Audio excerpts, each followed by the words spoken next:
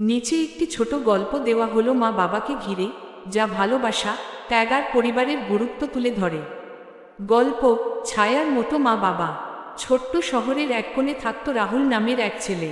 গরিব ঘরের সন্তান হলেও তার স্বপ্ন ছিল বড়। মা বাবা দিন রাত পরিশ্রম করত, যেন ছেলের পড়াশোনায় কোনো অসুবিধা না হয়।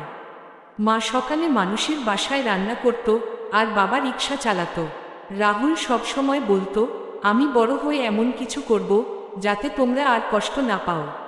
বছর পেরিয়ে গেল, রাহুল বিশ্ববিদ্যালয়ে ভর্তি হলো, ভালো রেজাল্ট করলো, শেষে একটা ভালো চাকরি পেল। ঢাকায় পোস্টিং হলো।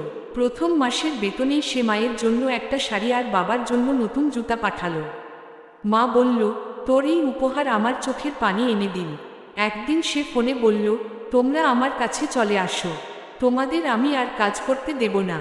মা বাবা অবাক হয়ে গেল, কিন্তু মন ভরে গেল গর্বে।